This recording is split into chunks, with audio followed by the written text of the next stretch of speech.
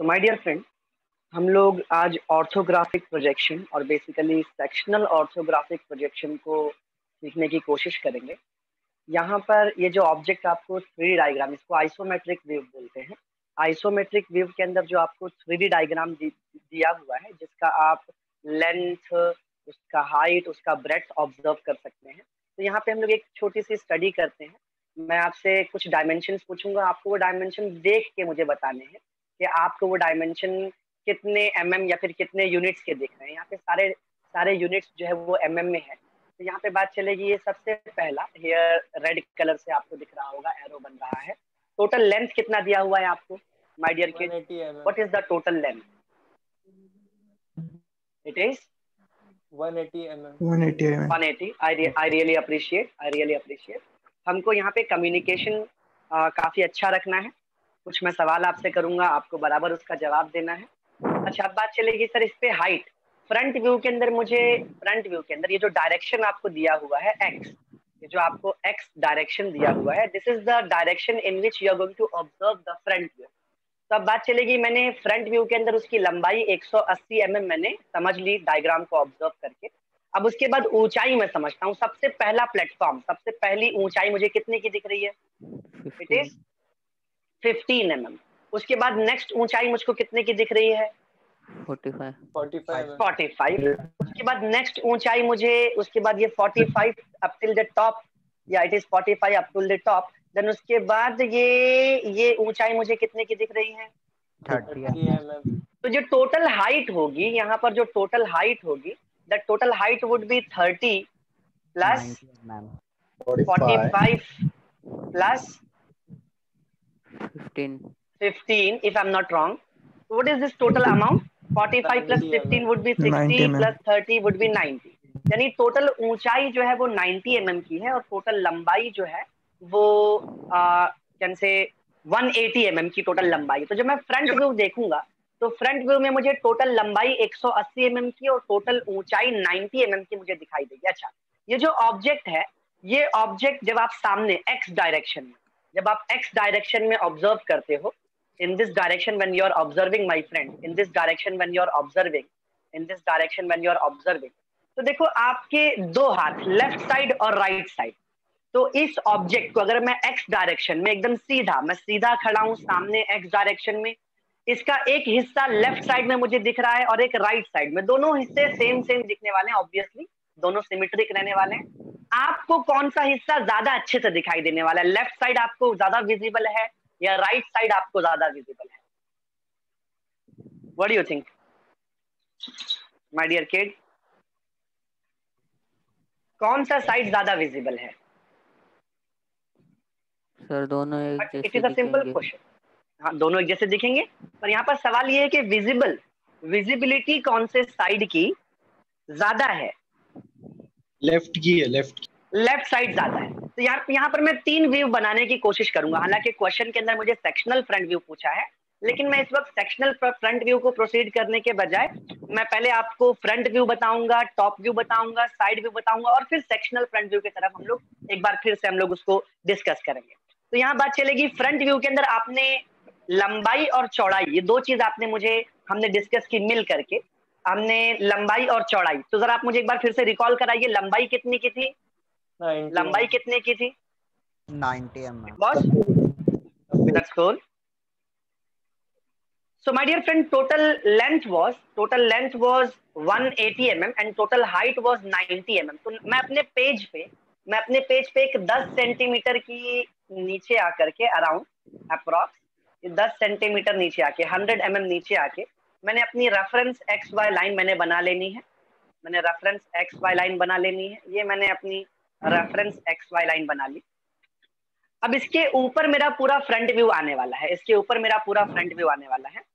अब मैं बात करूंगा सर लंबाई की। तो टोटल लंबाई मेरे ऑब्जेक्ट की कितनी थी? अगर मुझे कोई रिकॉल कराना चाहे, if somebody would love to help me out, 90. what was the total length? It was 180। ये मैं 180 मैंने ले लिया। 180 की मार्किंग करने के बाद मैं एक वर्टिकल प्रोजेक्शन लेता हूँ और मैं अपने डायग्राम को इस तरीके से बांधता हूँ। आप भी ये प्रैक्टिस रखेंगे तो आपको एग्जाम के अंदर डायग्राम कम से कम टाइम में आपका बन जाएगा। टोटल हाइट कितनी थी ऑब्जेक्ट की? What was the total height of your object, my friend? 90 mm. That's cool, 90. तो मैं ये 1 सेंटीमीटर ऊपर जाकर के 1 सेंटीमीटर ऊपर जाकर हमने 1 सेंटीमीटर हम ऊपर जाते हैं, 1 सेंटीमीटर हम नीचे आ जाते हैं, ताकि मेरा फ्रंट व्यू मेरी रेफरेंस लाइन से 1 सेंटीमीटर ऊपर बने और मेरा टॉप व्यू मेरी रेफरेंस लाइन से 1 सेंटीमीटर ऊपर बने। तो ये मैं 1 सेंटीमीटर ऊपर जा करके मैंने एक लाइट लाइन ड्रॉ कर ली, हमने एक लाइट लाइन ड्रॉ कर ली। सिमिलरली वंस अगेन आपको बार बार अपने रेफरेंस जो है वो परफेक्ट रखने की कोशिश करनी है। ऑब्वियसली कुछ एरर्स आएंगे, लेकिन उन एरर्स को हमें मिनिमाइज करना है। तो मैंने 1 सेंटीमीटर ऊपर 1 सेंटीमीटर नीचे रेफरेंस लाइन के मैंने ले लिया। मेरा ऑब्जेक्ट का टोटल हाइट कितना था, एक बार मुझे फिर से आपकी हेल्प लगेगी। मेरे ऑब्जेक्ट का टोटल हाइट कितना था? 90 mm। 90। तो मैं ये 90 mm ऊपर आता हूँ, मैं 90 mm ऊपर आता हूँ और अब आप देख सकते हैं कि मेरा एक बॉक्स क्रिएट हो चुका है, मेरा एक बॉक्स क्रिएट हो चुका है। ये जो बॉक्स आपको दिख रहा है 180 mm long and 90 mm high, इस पूरे बॉक्स के अंदर मेरा फ्रंट व्यू आने वाला है। मेरा ऑब्जेक्ट सिमेट्रिक था।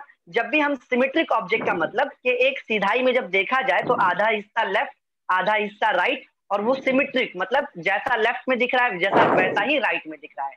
जिस तरीके से हमारी पूरी बॉडी, अगर हम लोग अपने सर से एक सीधी लाइन पूरे पैर तक नीचे खींचे तो जैसा इमेज लेफ्ट में होता है वैसा ही इमेज राइट में होता है।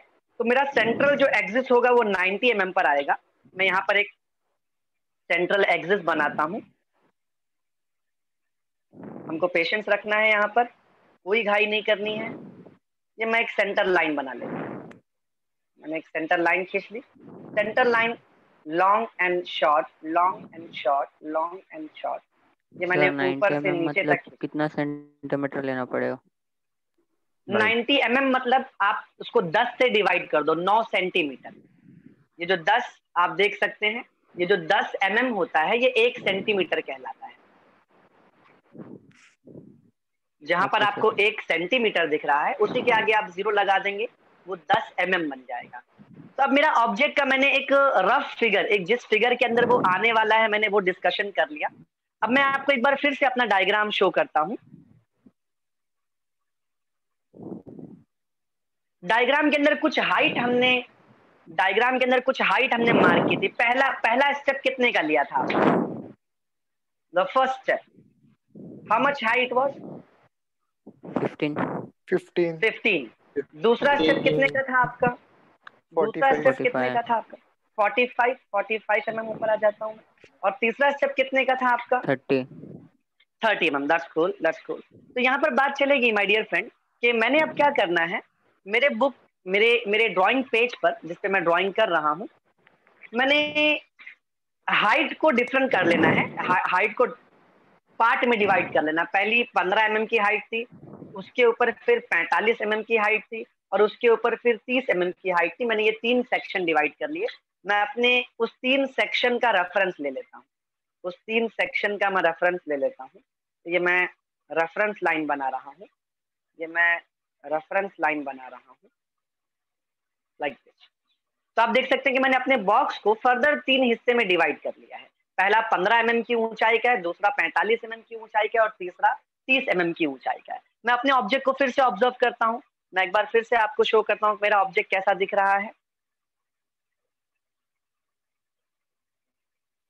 सो माय डियर फ्रेंड, अब मैं यहां पर कुछ चीजों को हाईलाइट करता हूं जिसे मुझे बनाना है और आप मेरी हेल्प करेंगे। आप मुझे बताएंगे कि हाँ आपको समझ रहा है या नहीं समझ रहा है, और फिर मैं उसके हिसाब से प्रोसीड करूंगा। ये जो रेड वाला पैच जो मैंने हाईलाइट किया, ये जो रेड वाला पैच इन्वर्टेड सी, ये इन्वर्टेड सी, इसकी डायमेंशन को आप ऑब्जर्व करें, इसकी डायमेंशन को आप ऑब्जर्व करें। मैं आपसे पूछता हूँ सर जी ये कितना लंबा है? What is this entire length? ये लेंथ इसकी कितनी दिख रही है आपको? 30 mm। Are you sure about 30 my friend? Yes। I don't think 50 mm।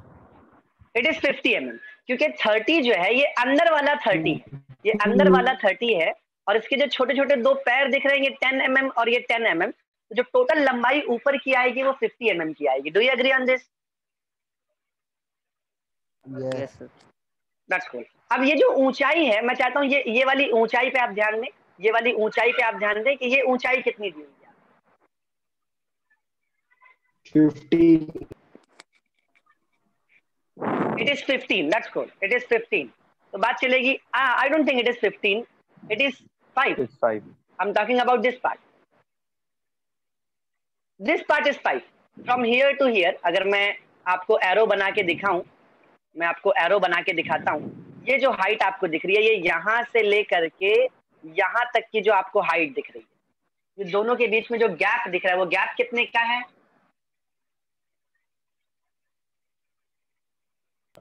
5 mm. That's cool. देखिए टोटल हाइट आपकी 15 की थी. ये जो टोटल आप देख रहे हैं यहां से लेके बॉटम से लेके टॉप तक 15 है, जिसमें से नीचे का गैप 5 mm का हो गया. तो ये जो हिस्सा ऊपर छूट जाता है वो 10 mm का रहने वाला है. Do you agree on this part my kid? Yes, sir. That's cool, that's cool. तो ये इन्वर्टेड सी. अब ये इन्वर्टेड सी मैं बनाने की कोशिश करता हूं, आपको मेरी हेल्प करनी है. Let's check this out. तो टोटल लेंथ कितनी थी उस इन्वर्टेड सी की?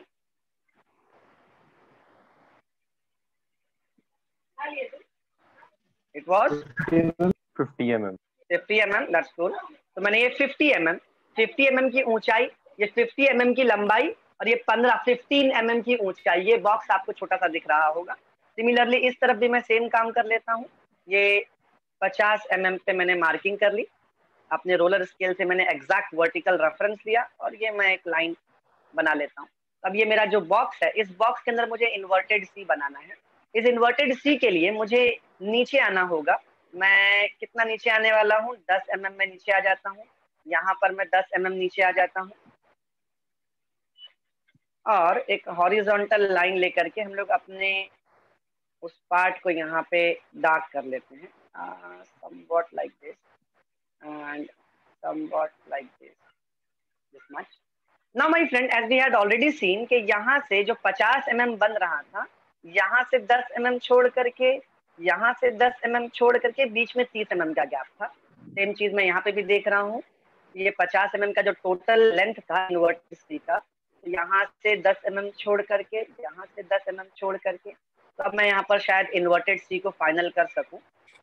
As you can observe, I can final out that inverted C.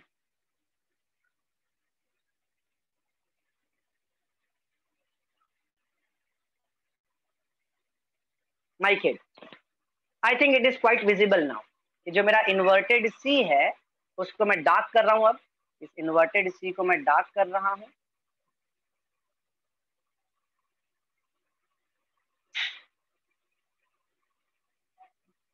क्या इतना कंस्ट्रक्शन आपको समझा मेरा बच्चा? Yes sir. Yes, sir. बहुत बहुत बढ़िया. अब देखो यहाँ पे ये छोटी सी एक्स्ट्रा लाइन आपको एक्सटेंडेड दिख रही है. ये एक्स्ट्रा लाइन मुझे मिटानी होगी. ये एक्स्ट्रा लाइन मुझे मिटानी होगी. ये एक्सटेंडेड सी मैंने बना दिया. अब इसके बाद ऑब्जेक्ट कैसा दिख रहा है हम उसके आगे डिस्कस करते हैं. हम लोग अपने ऑब्जेक्ट को बार बार हम लोग ऑब्जर्व करेंगे. तो once again you have got your image.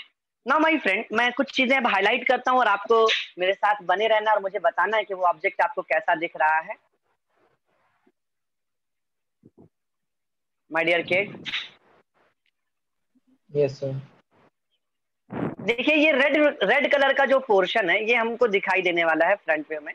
ठीक है, ये रेड कलर का पोर्शन हमें दिखाई देने वाला है फ्रंट व्यू में. ठीक है, मैं कलर चेंज करता हूँ. मैं आता हूँ ग्रीन कलर पे. मेरा सवाल ये है कि सर जी ये जो ग्रीन कलर का ये जो पेज, ये जो प्लेन दिख रहा है आपको, ये जो ग्रीन कलर का प्लेन दिख रहा है, what do you think? Front view में क्या ये प्लेन आपको नजर आएगा? नहीं. नहीं, ये प्लेन क्या दिखेगा मुझे? लाइन दिखेगा. That's a good one my friend. ये प्लेन मुझे दिखाई नहीं देगा, मुझे लाइन दिखाई देगा. अब नेक्स्ट जो मुझे दिखाई दे रहा है, मैं उसके ऊपर जरा रेड कलर से आपकी हाईलाइट करके आपको दिखाता हूँ कि ये पोर्शन कुछ इस प्रकार से मुझे दिखने वाला है. ये इस तरह से मुझे दिखने वाला है. Is this idea clear my kid? Yes sir. अब सवाल ये है कि ये जो ऑब्जेक्ट को मैंने हाईलाइट किया है, ये ऑब्जेक्ट की टोटल हाइट, मैं अगर यहाँ से ये एक लाइन में खींचता हूँ, यहाँ से लेकर के इस प्लेन तक की आपको हाइट दी हुई है. कितनी हाइट दी हुई है बेटा? 45. 45 mm। तो अब मैंने क्या करना है, मैंने जो इन्वर्टेड सी बनाया है उस इन्वर्टेड सी के ऊपर मैं 45 mm का एक रेफरेंस लूंगा, जो कि मैं ऑलरेडी पिछले कैन से प्रीवियसली मैं ऑलरेडी ले चुका हूं। और उसके बाद मुझे अंदर से ये जो लाइन है मैं इसे डार्क करता हूं, ब्लैक कलर से मैं इसे डार्क करके दिखाता हूं, मैं इसे डार्क करके दिखाता हूं। ये जो लाइन है 10 mm नीचे, मुझे 10 mm नीचे एक लाइन बनानी है, और यहां से जहां पर मैंने इन्वर्टेड सी का ये वाला पैर बनाया है यहीं से मुझे एक लाइन को एक्सटेंड करना है। ये जो इन्वर्टेड सी का मैंने ये वाला अंदर वाला जो मैंने पैर बनाया है वहीं से मुझे ये लाइन को एक्सटेंड करना है। अगर मैं आपसे पूछूं मैं ब्लू कलर की एक लाइन बना के आपको दिखाता हूं। मैं ब्लू कलर की एक लाइन, ये ब्लू कलर की लाइन होपफुली आपको विजिबल हो, ये ब्लू कलर की जो लाइन आपको दिख रही है, ये ब्लू कलर की लाइन आपको क्या दिखाई देगी बताइए? अगर आप फ्रंट व्यू से देखें, पॉइंट दिखाई देगी। यानी नीचे वाली जो लाइन है 15 mm की, उसके ऊपर डायरेक्ट ये वाली लाइन मुझे दिखाई देगी। इसका डायमेंशन आप क्लोजली ऑब्जर्व कर लें कि टोटल हाइट 45 mm की है, इसकी चौड़ाई 10 mm की है, यहाँ से चौड़ाई 10 mm की है, यहाँ से चौड़ाई 10 mm की है, और यहाँ पर जो रेडियस है वो 5 mm का रेडियस है। तो अब मैं आपको अपना पेज शो करता हूँ। ना माय फ्रेंड 45 mm के नीचे मैंने ये यहाँ से लेके यहाँ तक 45 mm का ऑलरेडी मैंने रेफरेंस ले लिया है। मैं 10 mm नीचे आके मैं रेफरेंस को मार्क कर लेता हूँ, और यहाँ से नीचे एक लाइट कलर की लाइन में बना लेता हूँ अपने रेफरेंस के लिए। मैंने एक लाइट कलर की लाइन बना ली है। अब मैंने क्या करना है कि यहाँ पे ये जो पॉइंट था, यहाँ पे ये जो पॉइंट था एग्जैक्टली ये एक deep in the Z axis perpendicular to the plane, यहाँ पे एक लाइन बन रही थी जो मुझे दिखाई नहीं देगी। मैं डायरेक्ट यहाँ पे इसे ऊपर की तरफ चढ़ा देता हूँ, एंड ये लाइन को यहाँ पे मैं कंप्लीट कर लेता हूँ बिल्कुल इस तरीके से। अब जैसा कि आपने इससे पहले ऑब्जर्व किया था कि 10 mm यहाँ पर और 10 mm यहाँ पर इसकी चौड़ाई है उस पूरे इन्वर्टेड सी की, तो मैं 10 mm की यहाँ पर चौड़ाई और यहाँ पर 10 mm की चौड़ाई को फिक्स करता हूँ और इसको ऊपर की तरफ लेता हूँ। ये मैंने 10 mm की चौड़ाई ऊपर और ये 10 mm की चौड़ाई ऊपर इन दिस वे, और इस पार्ट को अब मैं डार्क कर रहा हूँ, लाइक दिस माय फ्रेंड। तो आपका इन्वर्टेड सी पार्शियली आपको दिखने लग गया। बस फर्क यहाँ पर क्या है, यहाँ पे मुझे 5 mm का रेडियस, मुझे कोना नहीं चाहिए, मुझे 5 mm का रेडियस चाहिए। तो उस 5 mm के रेडियस का प्रोसीजर है, क्या प्रोसीजर है कि आप इस कोने से 5 mm अंदर की तरफ और 5 mm नीचे की तरफ, या आप 5 mm अंदर की तरफ आ जाते हैं, फिर वहां से 5 mm नीचे की तरफ आ जाते हैं, तो आपको मिल जाता है सेंटर, अब इस सेंटर के ऊपर आप अपने कंपास को रखेंगे, कंपास की नोक को रखेंगे और एक आर्क बनाएंगे like this. So I got that corner point. Similarly, from that back end, from the another side, 5 mm inside and 5 mm down. When I will come up, I will get my center. अब इस centre पे मैं arc बनाता हूँ, like this. Similarly, outside की भी अगर मैं बात करूँ, तो 5 mm का मेरे पास रेडियस दिया हुआ है, तो यहाँ पर हम 5 mm inside and 5 mm down ले सकते या दूसरा नंबर कुछ। एक बार हम लोग अपने फिगर को रेफर कर लेते हैं, तो यहाँ पर जैसा कि आप देख सकते हैं, मैं एनोटेट करके आपको दिखाता हूँ my dear friend. Red colour से देखिए मैं हाईलाइट करके दिखा रहा हूँ, ये जो पोर्शन आपको दिया हुआ है क्या लिखा है बताइए मुझे? 5R stands for 5 mm radius. Is this idea clear? Yes sir. Yes. That's cool. अच्छा, अब ये पीछे की तरफ में, अच्छा आपने मुझसे सवाल किया, पीछे की तरफ मुझे कुछ और भी दिखाई दे रहा है। पीछे की तरफ ये जो कर्व है मुझे क्या दिखाई दे रहा है बताइए? 15R, यानी बाहर वाला जो रेडियस है वो 5 mm का नहीं है, बाहर वाला जो रेडियस है यहाँ पे अगर मैं हाईलाइट करके दिखाऊं आपको, जो ये वाला जो आप रेड कलर का कर्व देख रहे हैं उसी का भाई पीछे की तरफ है, बराबर ना? तो अगर पीछे मुझे डायमेंशन 15R दिया, मतलब इस तरफ भी जो डायमेंशन होगा वो 15R ही होगा, बाहर वाला radius. Do you agree my friend? Yes sir.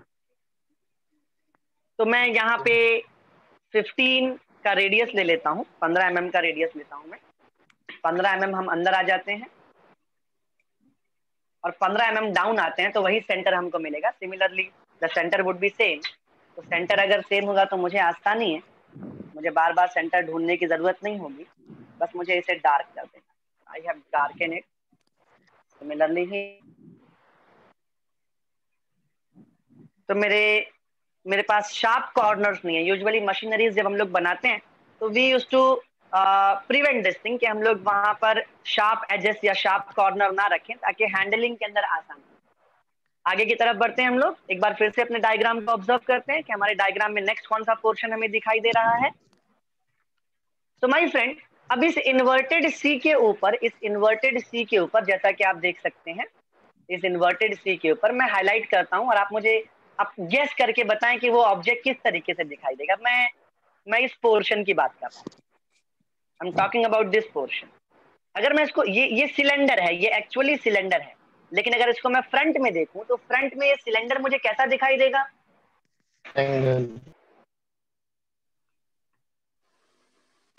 कैसा दिखाई देगा मुझे? या रेक्टेंगल की तरह रेक्टेंगल दिखाई देगा। That's cool, I really appreciate. It would look like a rectangle. अच्छा, अब रेक्टेंगल का टोटल विड्थ, यानी इस रेक्टेंगल का टोटल विड्थ, ये यहां से लेके यहां तक उसका डायामीटर है। डायामीटर कितना दिया है मेरा बच्चा? 30। एक्सटर्नल डायामीटर, जो आप देख सकते हैं। अंदर वाले डायामीटर को मत देखिए, जो आप फ्रंट व्यू में देख सकते हैं। कितना दिख रहा है आपको? 50 mm। That's cool. और उसकी हाइट कितनी दिख रही है रेक्टेंगल की आपको? 30। That's cool, that's cool. अब बात चलेगी, गिव मी अ सेकंड।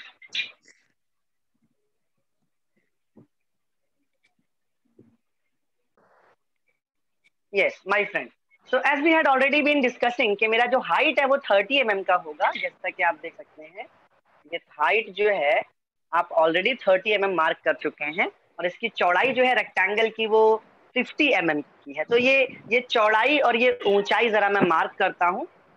हम लोग मिल करके मार्क करते हैं। यहाँ पे सारा डायग्राम हम लोग मिल करके बना रहे हैं। सो माय फ्रेंड, ये 30 mm की ऊंचाई ऑलरेडी मेरे पास है।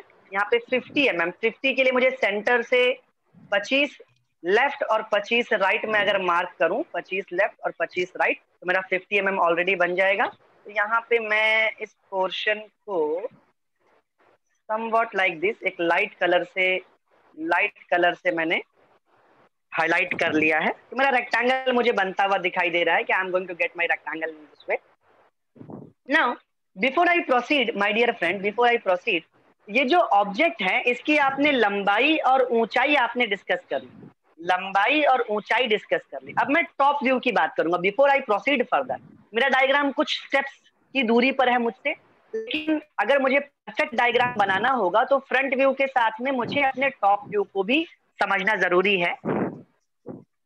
लेकिन यहाँ पर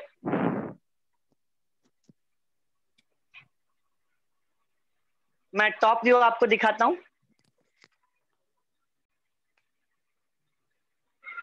तो यहाँ पर हम लोग एक बार अपने टॉप व्यू को ऑब्जर्व करने की कोशिश करते हैं। अगर मैं आपसे सवाल पूछूं कि टॉप व्यू में ये ऑब्जेक्ट मुझे कितना लंबा और कितना चौड़ा दिखाई देगा, तो टॉप व्यू का पहले मैं आपको डायरेक्शन दिखाता हूं कि टॉप व्यू आप ऊपर से ऑब्जर्व कर रहे हैं, आप ऊपर से ऑब्जर्व कर रहे हैं, आप ऊपर से ऑब्जर्व कर रहे हैं। अगर आप ऊपर से ऑब्जर्व करें माय डियर किड, अगर आप ऊपर से ऑब्जर्व करें तो ये ऑब्जेक्ट आपको कितना लंबा दिखाई देगा? सवाल ये कि ये ऑब्जेक्ट आपको कितना लंबा दिखाई देगा? 180 mm। वाह, that's cool, it's the same 180 mm। और मुझे कितना चौड़ा दिखाई देगा? 90 दिया हुआ है मुझे। बहुत बढ़िया, बहुत बढ़िया। तो अब बात चलेगी, मैं 90 एक बार फिर से अपने डायग्राम के अंदर, मैं टॉप व्यू के अंदर, यहाँ पे 180 ऑलरेडी बना हुआ है, बस मुझे यहाँ पे 90 mm का रेफरेंस लेना है। मैंने ये 90 mm का रेफरेंस लिया।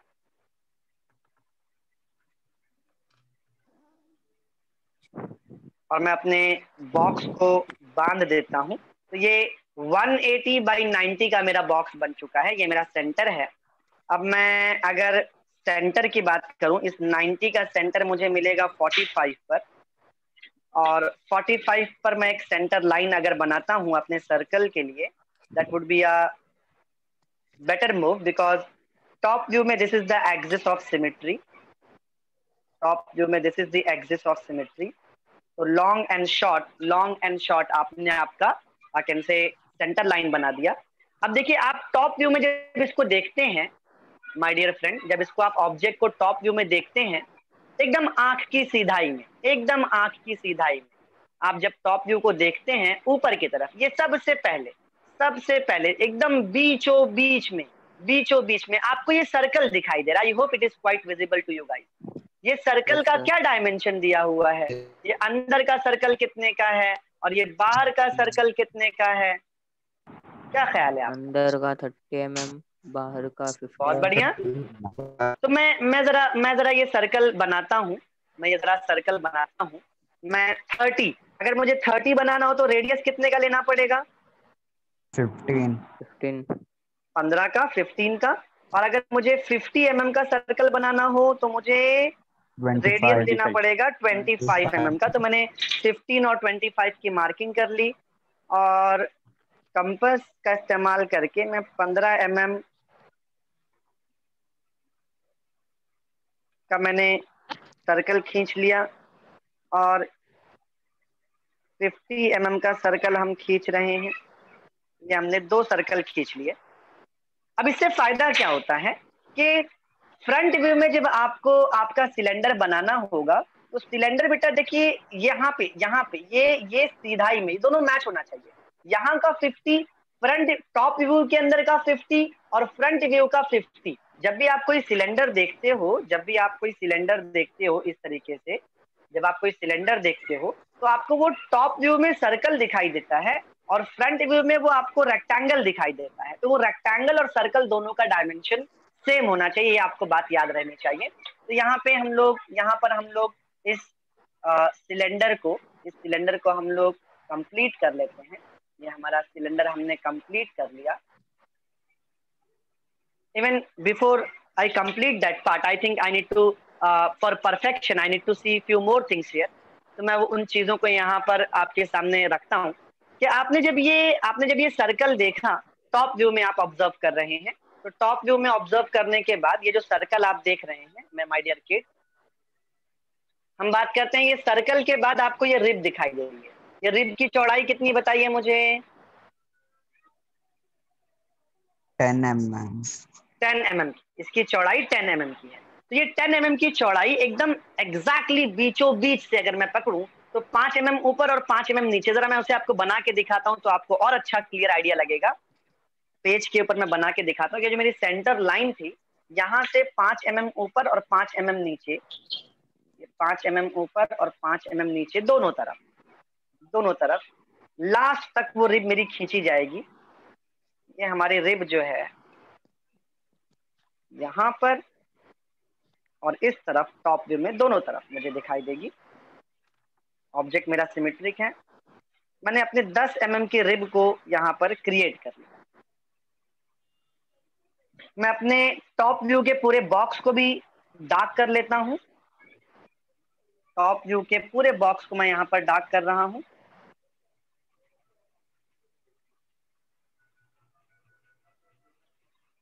आप डायग्राम की शुरुआत हमेशा लाइट से रखेंगे।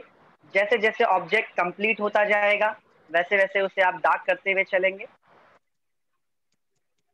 अब फ्रंट व्यू और टॉप व्यू के बीच में कुछ रिलेशंस हमको समझने हैं। देखिए ये अगर आप यहाँ पर ध्यान से देखें, मैं बात कर रहा हूँ इस पोर्शन की, मैं इसे जरा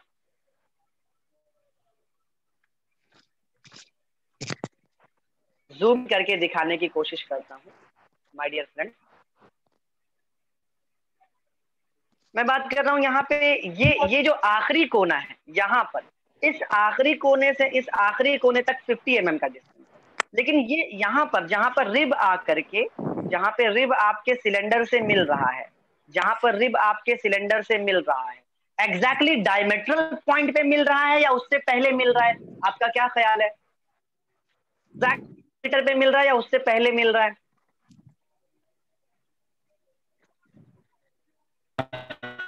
पहले हाँ, बहुत बढ़िया बहुत बढ़िया। तो my dear friend, my dear friend, यहाँ पे हम लोग क्या करने वाले हैं, यहाँ पर हम लोग उस पॉइंट को प्रोजेक्ट करेंगे, यहाँ पर उस पॉइंट को हम प्रोजेक्ट करेंगे कि हमारी जो वॉल है, सिलेंडर की वॉल हमको एग्जैक्टली 50 नहीं, 50 से थोड़ा पहले वाली वॉल, ये हमको यहाँ से दिखाई देगी। ये सिलेंडर की वॉल, जो चीज टॉप व्यू में पॉइंट दिख रही है वो फ्रंट व्यू में आपको लाइन दिखाई देगी। It's almost the same line, almost the same line. यहाँ पर देखिए डबल लाइन बन चुकी है, I am sorry for that part, ये आप इसे मैंने मिटाना होगा।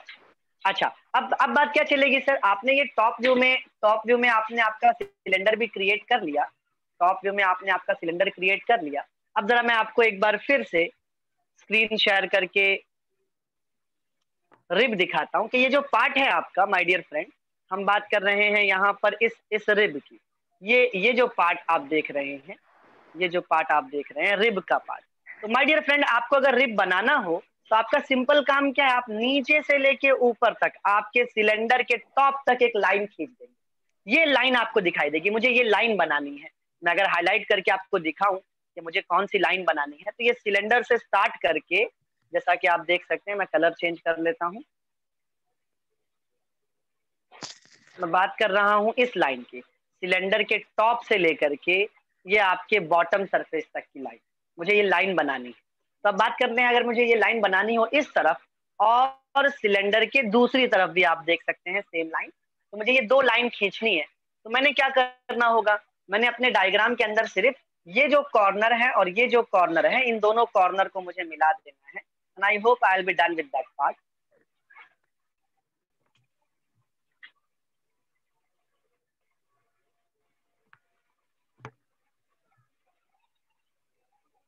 Like this.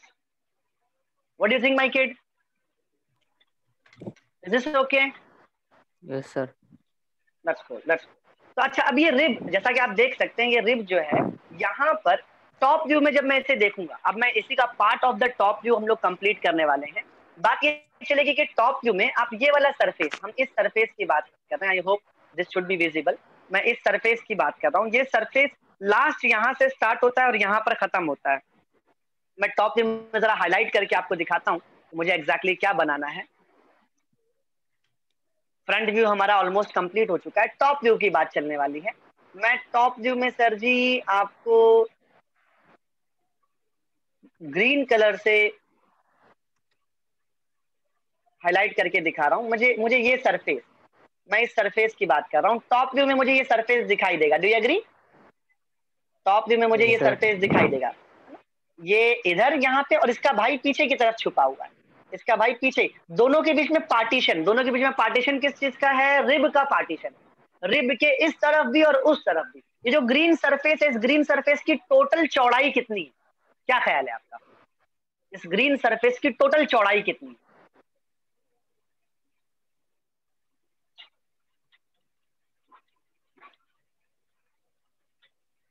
इस पूरे ग्रीन सरफेस की टोटल चौड़ाई कितनी लगती है आपको? मैं आपकी हेल्प करता हूँ, मैं आपकी हेल्प करता हूँ, आप बस यहाँ पर बने रहिए। देखिए ये लंबाई कितनी थी बताइए, ये कितनी थी? 180 mm। 180, ठीक है। अब 180 में से आपने ये पहला कम किया, कितना कम किया बताइए? 15। ये कितना कम किया आपने? यहाँ पर आप देख सकते हैं आपका 10 mm। ये नेक्स्ट आपने स्टेप लिया, नेक्स्ट स्टेप लिया आपने, नेक्स्ट स्टेप कितने का लिया बताइए आप? नेक्स्ट स्टेप कितने का बताइए आप?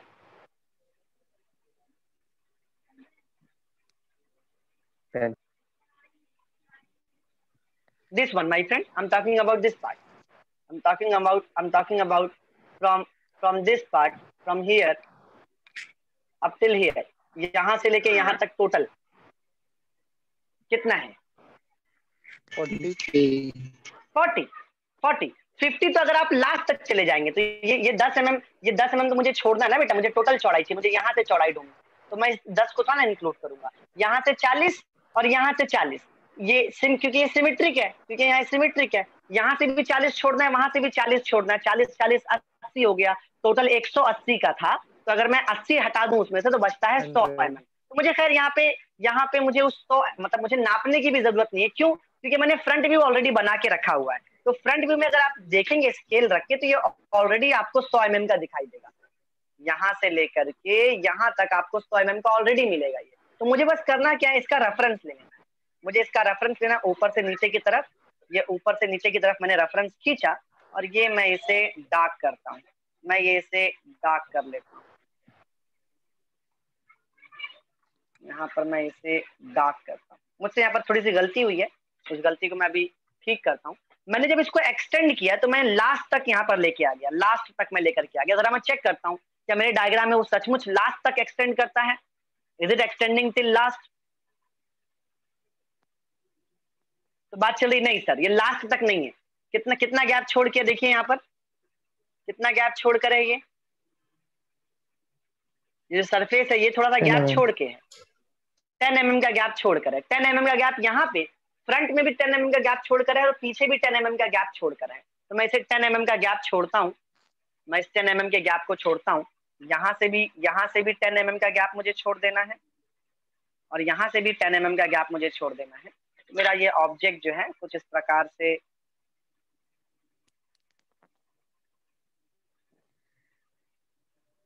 लाइक दिस,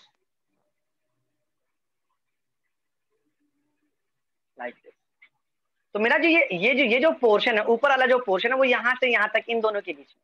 अब बात चलेगी ये जो प्लेटफॉर्म बन रहा है, ये जो प्लेटफॉर्म बन रहा है और ये जो प्लेटफॉर्म बन रहा है, इन दोनों प्लेटफॉर्म की हम लोग बात करते हैं। ये जो यहाँ पर 4 प्लेटफॉर्म 1 2 3 4, ये जो 4 प्लेटफॉर्म बन रहे हैं, जरा मैं अपने 3D व्यू को आपको दोबारा शेयर करके दिखाता हूँ कि वे 4 प्लेटफॉर्म आपको जो बन के मिल रहे हैं वो किस चीज के प्लेटफॉर्म है। तो यहाँ पर आप देख सकते हैं, यहाँ पर आप देख सकते हैं कि ये 4 प्लेटफॉर्म जो आपको दिख रहे हैं, मैं जरा हाईलाइट करता हूं उसे। ये प्लेटफॉर्म आपको दिख रहे हैं, ये दिस वन, ये 4 प्लेटफॉर्म आपको दिख रहे हैं। बराबर है मेरे बच्चा? Is this idea clear my kid? Yes. तो यहाँ पर मैंने छोटी सी एक चूक की है, मेरा एग्जैक्टली स्क्वायर दिख रहा है पर ये स्क्वायर नहीं है। यहाँ पे ये जो एल सेक्शन है, ये वाला पोर्शन मैंने थोड़ा सा हाईलाइट करना भूल गया है, वहां पे ये पोर्शन हाईलाइट नहीं हो पाया है। मैं उस पोर्शन को हाईलाइट करता हूँ। तो मैं यहाँ पर माय डियर फ्रेंड उस पोर्शन को हाईलाइट करने के लिए, क्योंकि ये टोटल देखिए आप यहाँ पर 50 mm की, ये 40 mm का ही दिख रहा है आपको, एग्जैक्टली ये 50 mm तक आना चाहिए। ये अगर मैं यहाँ से इसका रेफरेंस लूँ तो ये 50 mm तक, ये वाला जो पैर है ये 50 mm तक यहाँ तक आना चाहिए। ये लाइन नहीं है वहां पर। सिमिलरली यहाँ पे भी ये 50 mm, ये लाइन नहीं है वहां पर, ये लाइन नहीं, this line is not there and I have missed my rubber, either I would have wiped that part out, उसको मैं वाइप कर देता, लेकिन मेरा रबर मिस हो गया है। तो यहाँ पर आप देख सकते हैं कि ये पोर्शन सिमिलरली जिस तरीके से यहाँ पर आप देख सकते हैं उसी तरीके से ऊपर भी ये यहाँ तक ये लाइन, यहाँ पर कोई लाइन नहीं। सिमिलरली यहाँ पर भी ये एल सेक्शन आपको दिखाई देगा लाइक दिस, और यहाँ पर कोई लाइन। तो ये जो पोर्शन है आपको एल शेप की जो पोर्शन है वो पोर्शन भी आपको मिल चुके हैं। टॉप व्यू के अंदर आप देख सकते हैं कि टॉप व्यू के अंदर वहां पर कुछ होल्स बने हुए हैं, उन होल्स को मैं ड्रॉ करता हूं। ये होल का डायमेंशन कितना दिया हुआ है माय डियर किड? इन होल्स का डायमेंशन कितना दिया? What do you think about this holes? ये होल का डायमेंशन कितना दिया हुआ है, कहीं दिख रहा है आपको? 10 mm, दैट्स कूल। यहाँ पर लिखा हुआ है 4 होल्स ऑफ 5 का मतलब होता है डायामीटर, 10 mm डायामीटर के 4 होल हैं। इस होल का पोजीशन मुझको पता करना है। तो ये एक्सट्रीम लेफ्ट से आप कितना पीछे की तरफ आएंगे? एक्सट्रीम लेफ्ट से कितना पीछे की तरफ आएंगे? 20 mm जाएंगे, बहुत बढ़िया। और 20 mm जाने के बाद ये आप देख सकते हैं कि सेंटर लाइन से इन दोनों होल के बीच का जो डिस्टेंस है वो 50 mm का है, मतलब सेंटर लाइन से 25 mm का होल है। मतलब मैं लेफ्ट से 20 हटूंगा और सेंटर लाइन से 25 हटूंगा। तो ये मैं यहाँ पर आपको दिखाता हूँ कि यहाँ से मैं लेफ्ट से मुझे 20 हटना है, लेफ्ट से मैं 20 आता हूँ और एक रेफरेंस लाइन बना लेता हूँ अपनी आसानी के लिए। ये मैंने एक रेफरेंस लाइन ले ली और सेंटर लाइन जो मैंने ऑलरेडी बना के रखी है, इस सेंटर लाइन से 25 ऊपर और 25 नीचे। तो ये 25 ऊपर और ये 25 नीचे सेंटर लाइन से। तो मेरे पास 2 होल के सेंटर्स मुझे मिल चुके हैं। इन दोनों सेंटर पे मुझे 10 mm यानी रेडियस मेरा 5 mm का होगा। ये 5 mm की मैंने मार्किंग कर ली और अपने कंपास से इस 5 mm के सर्कल को मैं ड्रॉ करता हूँ। तो यूजुअली अगर आप प्रो प्रो सर्कल यूज करते हैं तो ये छोटे छोटे सर्कल 5 mm के, 10 mm के, 8, 7 के आपको स्टैंडर्ड मिलते हैं, बनाने में काफी आसान होता है। Instead of using compass for the small circles, आप प्रो सर्कल का इस्तेमाल कर सकते हैं। तो जिस तरीके से मैंने यहाँ पर सर्कल बना दिया है, बिल्कुल उसी तरीके से मैं यहाँ पे भी 20 mm पीछे की तरफ हटता हूँ। यहाँ से भी आप 20 हटे तो यहाँ से भी आप 20 हटेंगे, सिमेट्रिक ऑब्जेक्ट है।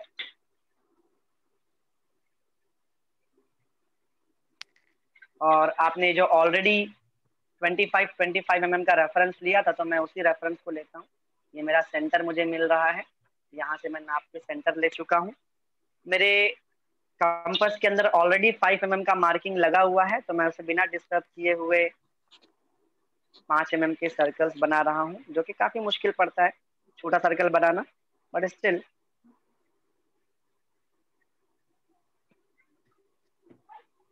I hope we'll be able to accomplish the task in this stipulated time. तो ये आपने बेटा फ्रंट व्यू और टॉप व्यू दोनों क्रिएट कर लिया है। Am I clear with this, my kid? Yes, sir. My Yes. friend, is this idea clear to you? Yes, sir. Yes. Sir वो सर्कल का फिर से समझाओ ना।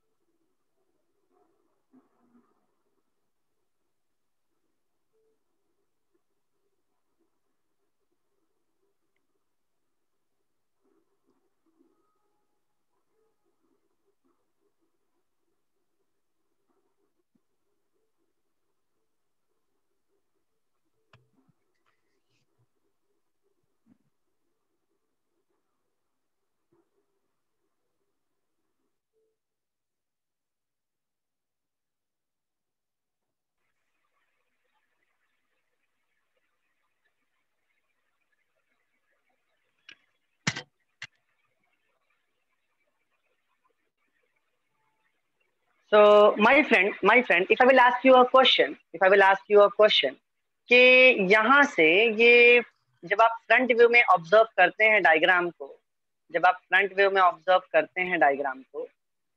This is the front view, ये आप फ्रंट व्यू में देख रहे हैं। आपको बाहर वाला सर्कल सिलेंडर जो आपको दिख रहा है, बाहर वाला सिलेंडर कितने का बताइए मुझे, बाहर वाला सिलेंडर कितने का बताइए मुझे, बाहर वाला सिलेंडर कितने का बताइए मुझे।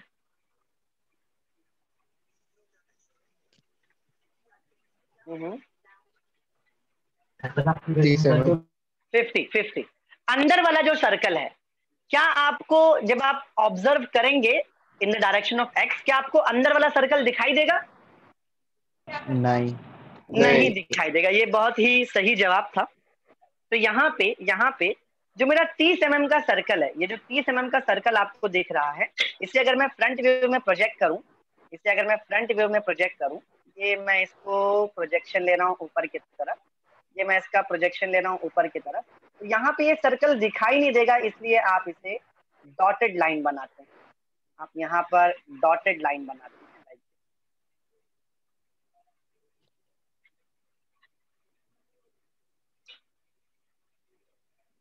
Is this idea clear in your mind, my kid? Dotted line का आपको आइडिया लगा कि हमने डॉटेड लाइन क्यों बनाई हुई है वहां पर? Yes, sir. फॉर स्मॉल जो चीज ना दिखे उसको दिखाने के लिए हम लोग डॉटेड लाइन का इस्तेमाल करते हैं। जिस तरीके से ये जो गैप यहाँ पर दिख रहा है, जो एयर यहाँ पे दिख रही है, टॉप व्यू से वो गैप यहाँ पर नहीं दिखता है। अगर आपको बनाना हो तो आपको ये प्रोजेक्शंस लेने होंगे, यहाँ पे ये पूरा डॉटेड लाइन, यहाँ पे ये पूरा डॉटेड लाइन आ जाएगा। वो डॉटेड लाइन क्या बताएगा कि वहां पे मटेरियल खाली है। अच्छा, अब सेक्शन का मतलब क्या होता है कि अगर मैं sectional front view banana, if it was intended in the very first time, अगर मैं ये इंटेंड करता कि मुझे सेक्शनल फ्रंट व्यू बनाना है, तो मेरा डायग्राम थोड़ा चेंज होता है। वो कैसा चेंज होता है मैं आपको दिखाता हूँ। सेक्शनल फ्रंट व्यू का मतलब ये होता है कि आपने इस पूरे पार्ट को हाफ कट कर देना। मैं इसे कट करके आपको दिखाता हूँ। ये आप जो पोर्शन देख रहे हैं, ये आप कट करते हुए चले जा रहे हैं, ये आप कट करते हुए चले जा रहे हैं, ये आप कट करते हुए चले जा रहे हैं, और ये पूरा पोर्शन सामने से, ये पूरा कटा हुआ पोर्शन आपने निकाल लिया, ये पूरा पोर्शन आप निकाल देते हैं। तो जब आप उस कटे हुए पोर्शन को निकाल देंगे, तो यहाँ पे माय डियर फ्रेंड, ये सिलेंडर का ये कटा हुआ पोर्शन यहाँ पर, ये सिलेंडर का यहाँ पे कटा हुआ पोर्शन आपको विजिबल होगा। Do you agree on this? अगर कट करके ये हाफ पार्ट निकाल दें, है ना, तो ये जो पोर्शन आपको दिख रहा है, ये जो पोर्शन आपको दिख रहा है सामने की तरफ जो आपको दिख रहा है, ये इन्वर्टेड सी, ये इन्वर्टेड सी आपको दिख रहा है। अगर मैं पीछे की बात करूं तो यहाँ पे भी इन्वर्टेड सी है, और पीछे जाऊंगा तो यहाँ पे भी इन्वर्टेड सी है। तो जब मैं कट करूंगा तो मुझे ये इन्वर्टेड सी दिखाई देगा। तो अब बात चलेगी, अगर मैं यहाँ पर कट पोर्शन आपको दिखाना चाहूं, इसी डायग्राम को अगर मुझे सेक्शनल फ्रंट व्यू में कन्वर्ट करना हो, तो सेक्शन कट करने के बाद अंदर का सर्कल भी मुझे दिखाई देगा, अंदर का सर्कल भी मुझे दिखाई, जो पार्ट है यहाँ पे, ये जो सर्कल का ये वाला जो पार्ट है, ये पार्ट आपने कट करके निकाल दिया, ये पार्ट ऐसे ही रहेगा। और यहाँ पर once again this part will get cut off, यहाँ पे ये पार्ट भी कट होके निकल जाएगा, और जो पार्ट आपको मिल रहा है उस पर आप हैचिंग करेंगे। अच्छा, एक बात आपको याद रखनी है कि आपकी जो रिब है वो रिब भी कट हो रही है, बट बाय कन्वेंशन आप रिब को हैच नहीं करते, आप सिर्फ आपके प्रोडक्ट को हैच करेंगे। तो मैं यहाँ पे कट सेक्शन आपको दिखा रहा हूँ कि हैच होने के बाद जो पोर्शन पे मैंने हैचिंग की है, वो हैच पोर्शन आपको बताता है कि कहाँ पे आपका नाइफ ग्लाइड हुआ है। आपको बहुत ही पीसफुली और पेशेंस के साथ ये हैचिंग करनी है, कोई जल्दी नहीं करनी है आपको। सारे ओरिएंटेशन और हर दो हैचिंग के बीच का जो डिस्टेंस है वो सेम होना चाहिए, और हैचिंग के अंदर कोई थरो लाइन, कोई स्ट्रेट लाइन नहीं होगी, कोई हिडन।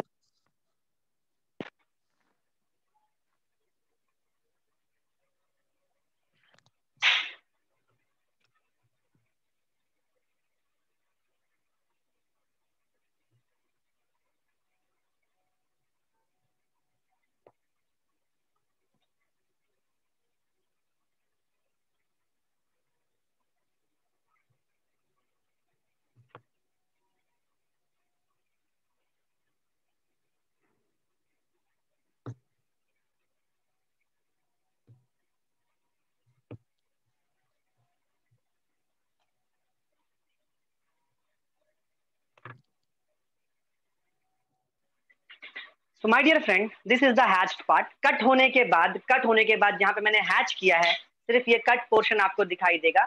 आपकी रिब भी कट होगी, पर रिब को आप बाय कन्वेंशन हैच नहीं करते, उस पर आप कटिंग पोर्शन की जो लाइन हैचिंग है वो, और हैच पोर्शन के अंदर ये जो सॉलिड लाइन आपको दिख रही है, जो सॉलिड लाइन जो दिख रही है यहाँ पे जो सॉलिड लाइन दिख रही है, सॉलिड लाइन नहीं होनी चाहिए। Is this idea clear in your mind, my kid? Yes sir. अब इसी पोर्शन का मैंने फ्रंट व्यू और टॉप व्यू बनाया है। अगर मुझे साइड व्यू इंटेंडेड होगा, अगर मुझे साइड व्यू भी बनाना हो, तो साइड व्यू के लिए प्रोसीजर क्या होता है? सबसे पहली बात ये होती है कि आप यहाँ पर 45 डिग्री की एक लाइन ले लेंगे, आप 45 डिग्री की एक लाइन लेंगे और सारे प्रोजेक्शंस को ऊपर की तरफ भेजेंगे। यहाँ पर मैं 45 डिग्री की एक लाइन लेता हूँ और सारे प्रोजेक्शंस को आप नीचे से ऊपर की तरफ भेज सकते हैं। और क्योंकि यहाँ पे ऑब्जेक्ट काफी क्लियर है तो मुझे प्रोजेक्शन भेजने की भी कोई जरूरत नहीं है, बस मैं ऑब्जेक्ट को सिर्फ साइड से ऑब्जर्व कर लूंगा। ये साइड व्यू में यहाँ से, if I would love to show to you, कि यहाँ से अगर मैं आपको दिखाऊं कि ये साइड में आपको कैसा दिख रहा है, ये साइड में आपको कैसा दिख रहा है। तो अगर मैं आपकी इसकी लंबाई और चौड़ाई पूछूं कि सबसे पहला जो पोर्शन हमको दिख रहा है बेटा, ये लंबाई कितने की दिख रही है, बताइए मुझे, ये लंबाई कितने की दिख रही है आपको? 90। और ये ऊंचाई कितने की दिख रही है आपको?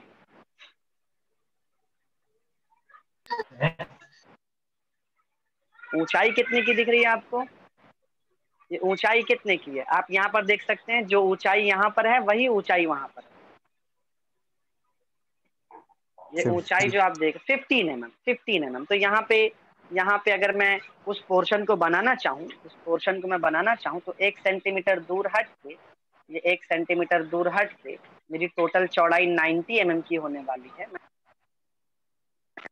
90 mm मार्क में करता हूँ यहाँ पर। और 90 mm मार्क करने के बाद जो नेक्स्ट हाइट है 15 की, तो ये 15 का मेरे पास ऑलरेडी रेफरेंस बना हुआ है। मैंने ये 15 का रेफरेंस ले लिया, अपनी स्केल को उस 15 के बराबर में खड़ा कर दिया, तो मुझे हाइट ऑब्वियसली 15 मिलेगी। आपने देखा कि मैं पहला सेक्शन मेरा बना चुका हूँ, मैं ये पहला सेक्शन अपना बना चुका हूँ। बिल्कुल उसी तरीके से साइड व्यू में जब आप देखते हैं, ये जो पोर्शन है 10 mm यहाँ से 10 mm यहाँ से अंदर की तरफ है, तो मैं ये 10 mm अंदर चले जाता हूँ, 10 mm और ये 10 mm मैं अंदर चले जाता हूँ, और अपने प्रोडक्ट को ये 10 mm और 10 mm का रेफरेंस लेता हूँ। जैसा कि आप देख सकते हैं कि जो ये जो आपका सेक्शन इन्वर्टेड सी था, उसकी हाइट ये 45 mm ऊपर तक की है। ये 45 mm के ऊपर तक का आप प्रोजेक्शन यहाँ पर देख सकते हैं, लाइक दिस। ये आपने इसको डार्क कर लिया। उसके बाद जो नेक्स्ट पार्ट है आपका सिलेंडर था। सिलेंडर आपका चाहे आप फ्रंट व्यू में देखो चाहे आप साइड में देखो, आपको 50 mm का ही दिखाई देगा वो। तो मैं यहाँ पर पहले सेंटर पे आ जाता हूँ, यहाँ पर हम पहले सेंटर पे आ जाते हैं। सेंटर पे आने के बाद यहाँ से 2.5 mm लेफ्ट और यहाँ से 2.5 mm राइट मैं अपने सिलेंडर की ऊंचाई को सेट कर लेता हूँ। ये मेरे सिलेंडर की ऊंचाई, जैसा कि आप फ्रंट व्यू से इसका प्रोजेक्शन ले सकते हैं। तो मैंने ये प्रोजेक्शन लिया, तो मैंने अपना सिलेंडर भी ड्रॉ कर लिया। हम लोग बात करेंगे हमारी रिब की। हमारी रिब ऊपर से लेके नीचे तक, ये ऊपर से लेके नीचे तक हमारी रिब, हम लोग को एक सेंटर लाइन लेनी होगी। हम 45 एक सेंटर लाइन लेते हैं, एक centre line long and short, long and short, long and short, long and short बनाने के बाद 10 mm हमारे रिब की साइज थी, तो 5 mm लेफ्ट और 5 हम अपने रिब को ड्रॉ कर लेते हैं। तो ये हमारे रिब ऊपर से लेके नीचे तक, ये हमारा रिब ऊपर से लेके नीचे तक साइड व्यू में हमको दिखाई देगा। यहाँ पर ये लाइन मिट जाएगी, बिकॉज रिब के अंदर वो लाइन हमको दिखाई नहीं देने वाली। मैं एक बार फिर से आपको जरा अपने ऑब्जेक्ट को दिखाता हूँ कि मैंने क्या क्या ड्रॉ किया है। मैंने ये वाला पोर्शन ड्रॉ किया है, मैं उसे रेड कलर से आपको एनोटेट करके दिखाता हूँ। मैंने ये नीचे का रेक्टेंगल किया, फिर उसके बाद ये वाला जो पोर्शन है फ्रंट व्यू साइड व्यू में जो आपको दिखाई देगा, ये वाला पोर्शन मैंने आपको हाईलाइट करके दिया। और फिर हमारे कैन से सिलेंडर का जो पोर्शन, रेक्टेंगुलर पोर्शन हमको दिखाई देने वाला है साइड व्यू में, वो रेक्टेंगुलर पोर्शन मैंने हाईलाइट किया। और उसके बाद ये बीच की जो रिब है पूरी, ये बीच की रिब मैंने आपको हाईलाइट करके दिया। Is this idea clear my kid? Side view में जो जो चीज दिखने वाली है वो मैंने आपको रेड कलर के हाईलाइट किया। आप बोलेंगे सर ये वाला, अगर मैं आपसे पूछूं सर ये वाला बेस दिखाई देगा क्या, साइड व्यू में ये वाला बेस दिखाई देगा क्या, तो आप क्या बोलेंगे? नहीं दिखाई देगा सर, वो एक लाइन दिखाई देगा मुझे, वो एज अ लाइन मुझे दिखाई देगा। तो मैंने यहाँ पर वो जगह पे हमने ये लाइन बनाई है। Is this idea clear my kid? Yes sir. Yes sir. Let's go. तो आज का लेक्चर हम लोग यहाँ पर